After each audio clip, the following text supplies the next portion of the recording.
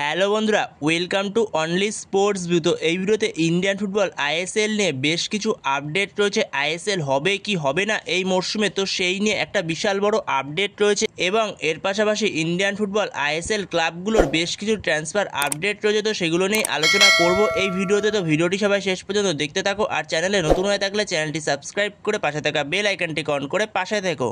এবং এর পাশাপাশি অনলি স্পোর্টস ভিউ হোয়াটসঅ্যাপ চ্যানেলটাকেও সবাই ফলো করে রাখো খেলার লিঙ্ক এবং ছোটোখাটো আপডেটগুলো সবার আগে পাওয়ার জন্য। তো হোয়াটসঅ্যাপ চ্যানেলের লিঙ্কটা ডেসক্রিপশানে দেওয়া রইলো, তো সেখান থেকে সবাই ফলো করে নিও। তো সেখানে যদি প্রথমে আইএসএল নিয়ে কথা বলা যায়, তো আইএসএল নিয়ে একটা বিশাল বড় আপডেট বেরিয়ে আসছে। তো আইএসএল যেই সময় শুরু হয় মানে সেপ্টেম্বর মাসে, তো সেই সময় আইএসএল শুরু হতে পারে এই মরশুমে। তো সেরকমই একটা আপডেট বেরিয়ে আসছে, যেখানে মার্কাস এবং টাইমস অফ ইন্ডিয়া থেকে এরকমই একটা রিপোর্ট করা হয়েছে। তো যেই সময় আইএসএল শুরু হয়, তো সেই সময় আইএসএল শুরু হয়ে যেতে পারে, যেখানে এআইএফএফ 10 বছরের জন্য এমআরএ চুক্তি করার জন্য রাজি হয়েছে, যেখানে 2026 থেকে 2035 সাল অবধি এমআরএ চুক্তি করার জন্য রাজি হয়েছে এআইএফএফ। কিন্তু এর পাশাপাশি এআইএফএফ 10 বছরের এমআরএ চুক্তিতে সাইন করার জন্য কিছু শর্ত রেখেছে। তো সেই শর্তগুলো হলো, সেখানে প্রথম শর্তটি হলো আগামী 10 বছরের জন্য পুনরায় সুস্থভাবে আইএসএলটা পরিচালনা করা হবে। যেই ক্যালেন্ডার ইয়ারে যেরকম সময় আইএসএল করা হয়, তো সেরকম সময়তেই আইএসএলটা অনুষ্ঠিত করা হবে। তো এর পরের শর্তটি হচ্ছে আইএসএল প্রমোশন এবং রেলিগেশন নিয়েও পরবর্তী সময় আপডেট আসবে। পরবর্তী সময় এআইএফএফ আর এফএসডিএল এই ব্যাপারে আলোচনা করে পরবর্তী সময় জানাবে। এরপরে 3 নম্বর পয়েন্টটা সবথেকে গুরুত্বপূর্ণ একটা পয়েন্ট বলা হয়েছে, যারা আইএসএল চ্যাম্পিয়ন হবে এবং যারা আই লিগ চ্যাম্পিয়ন হবে, তো তারা এএফসি চ্যাম্পিয়ন্স লিগ 2 এর স্লট পাবে। তো এখানেই একটা ডিফারেন্স হয়েছে, যেখানে আইএসএল লিগ শিল্ড চ্যাম্পিয়ন যারা হয় মানে আইএসএল চ্যাম্পিয়ন যারা হয়, তারা তো এএফসি চ্যাম্পিয়ন্স লিগ 2 এর স্লট ডাইরেক্ট পেয়েই যায় একটা, কিন্তু আই লিগ চ্যাম্পিয়নরা এএফসি স্লট পায় না, কিন্তু এএফসি স্লট দেওয়া হবে তাদেরকেও, কিন্তু সেটা একটু অন্যরকমভাবে। যেখানে আইএসএল পয়েন্টস টেবিলে 2 নম্বরে যে শেষ করবে, তার সঙ্গে আই লিগ চ্যাম্পিয়নের একটা ম্যাচ হবে। তো সেই ম্যাচটা যে জিতবে, তো সেই টিমটা খেলবে এএফসি চ্যাম্পিয়ন্স লিগ 2 এর প্লে অফস। তো সেখানে এবার আরও একটা প্রশ্ন আসছে, যারা সুপার কাপ চ্যাম্পিয়ন হতো, তো তারা তো এএফসি চ্যাম্পিয়ন্স লিগ 2 এর প্লে অফস খেলতে পারতো, তাহলে সুপার কাপের এটা কি হবে?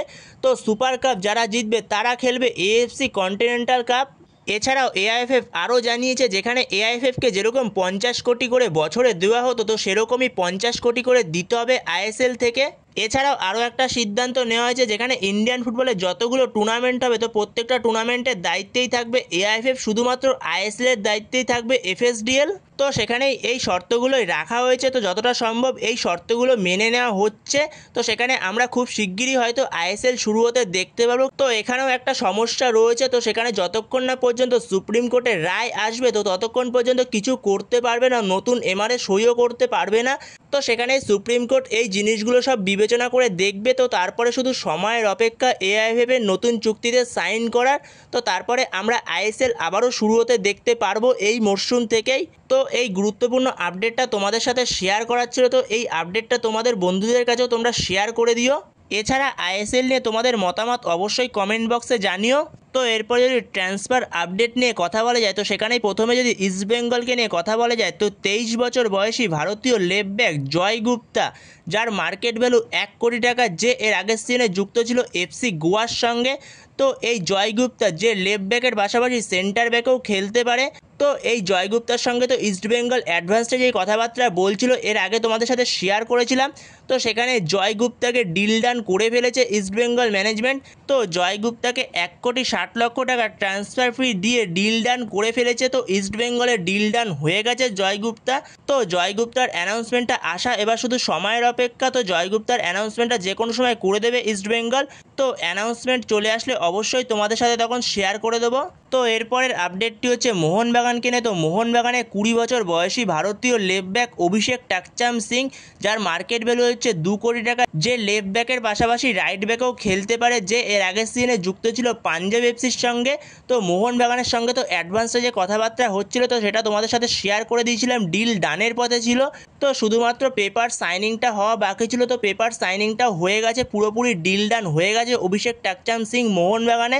তো শুধুমাত্র এখন সময়ের অপেক্ষা মোহনবাগানের থেকে অ্যানাউন্সমেন্টটা আসার। তো যে কোনো সময় মোহনবাগান অ্যানাউন্সমেন্ট করে দেবে অভিষেক টাকচাম সিংয়ের। তো অ্যানাউন্সমেন্ট চলে আসলে অবশ্যই তখন তোমাদের সাথে শেয়ার করে দেবো। তো এর পরের আপডেটটি হচ্ছে জামশেদপুর এফসিকে নিয়ে। তো জামশেদপুর এফসি সই করালো 32 বছর বয়সী ভারতীয় ডিফেন্সিভ মিডফিল্ডের প্লেয়ার জয়েশ রানেকে, যার মার্কেট ভ্যালু 80 লক্ষ টাকা। তো এই জয়েশ রানে যে ডিফেন্সিভ মিডফিল্ডের পাশাপাশি লেফট উইং এবং রাইট উইংও খেলতে পারে।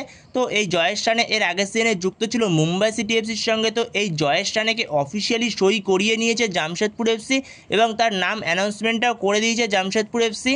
তো এর পরের আপডেটটি হচ্ছে জামশেদপুর এফসিকে নিয়ে। তো জামশেদপুর এফসি সই করালো 27 বছর বয়সী ভারতীয় সেন্টার ফরওয়ার্ডের প্লেয়ার ড্যানিয়াল লাল্লিমপুইয়াকে। তো এই ড্যানিয়াল এর আগের সিজনে যুক্ত ছিল মুম্বাই সিটি এফসির সঙ্গে। তো তাকে অফিসিয়ালি সাইন করিয়ে নিয়েছে জামশেদপুর এফসি এবং তার নাম ঘোষণাটাও করে দিয়েছে। তো এরপরের আপডেটটি হচ্ছে জামশেদপুর এফসিকে নিয়ে। তো জামশেদপুর এফসি সই করালো 27 বছর বয়সী ভারতীয় লেফট ব্যাক নিশু কুমারকে, যার মার্কেট ভ্যালু 80 লক্ষ টাকা। তো এই নিশু কুমার যে এর আগের সিজনে যুক্ত ছিল ইস্টবেঙ্গলে, তো ইস্টবেঙ্গল ছেড়ে সে যুক্ত হলো জামশেদপুর এফসিতে। তো এই নিশু কুমার যে লেফট ব্যাকের পাশাপাশি রাইট ব্যাকেও খেলতে পারে। তো নিশু কুমারকে অফিসিয়ালি ডিল ডান করে ফেলেছে জামশেদপুর এফসি এবং তার নাম ঘোষণাটাও করে দিয়েছে জামশেদপুর এফসি। তো বন্ধুরা এই ভিডিওতে এই পর্যন্তই। তো এই ভিডিওতে এই আপডেটগুলো নিয়ে আলোচনা করার ছিল। তো ভিডিওটি ভালো লাগলে অবশ্যই লাইক শেয়ার সাবস্ক্রাইব করতে ভুলো না। তো নেক্সট ভিডিওতে দেখা হচ্ছে, ততক্ষণের জন্য বাই বাই।